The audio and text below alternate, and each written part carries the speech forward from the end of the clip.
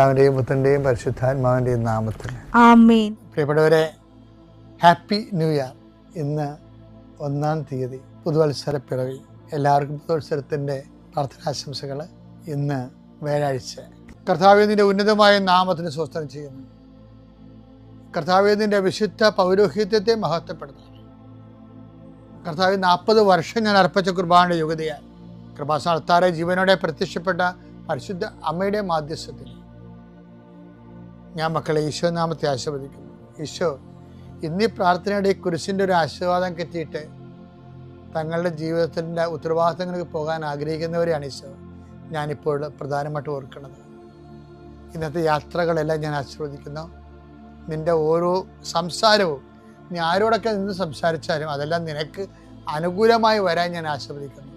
നീ രേഖകൾ ഒപ്പിടുമ്പോഴേ കർത്താവിൻ്റെ ആശീർവാദം ഞാൻ നിനക്ക് നൽകുന്നു.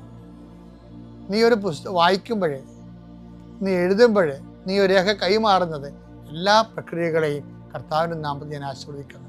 നീ ഇന്ന് ആശുപത്രിയിലാണ് പോകണമെന്നുണ്ടെങ്കിൽ നിൻ്റെ ഡോക്ടർ നിൻ്റെ വിഷയങ്ങളെല്ലാം കേൾക്കുകയും കൃത്യമായ മരുന്ന് നിനക്ക് നിശ്ചയിച്ച് തരികയും കൃത്യമായ പ്രിസ്ക്രിപ്ഷൻ നൽകുകയും നല്ല ഡയഗ്നോസിസ് നടക്കാൻ വേണ്ടി, ഷാർപ്പ് ഡയഗ്നോസിന് വേണ്ടി എല്ലാ രോഗികളെയും ഈശോ നാമത്തിൽ ആശീർവദിക്കുന്നു.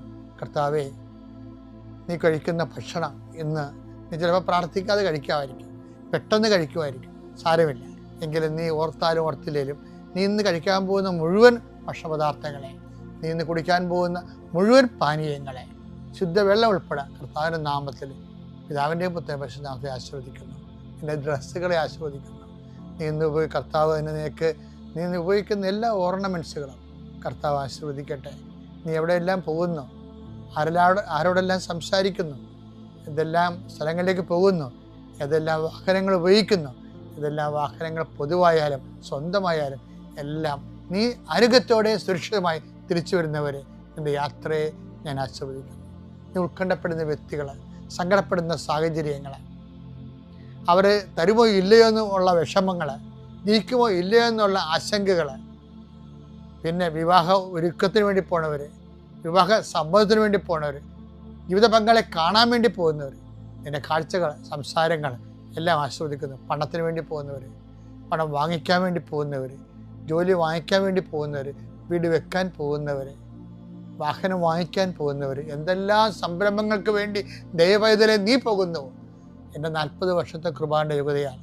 കൃപാസ്ഥാനത്താറെ ജീവനോടെ പ്രത്യക്ഷപ്പെട്ട മാതാവിൻ്റെ മധ്യസ്ഥത്തിൽ യേശുനാമത്തിൽ നീ തിരിച്ച് സുരക്ഷിതനായി സുരക്ഷ വരുന്നവരെ കർത്താവ് നിന്നോട് കൂടെ. Praise the Lord.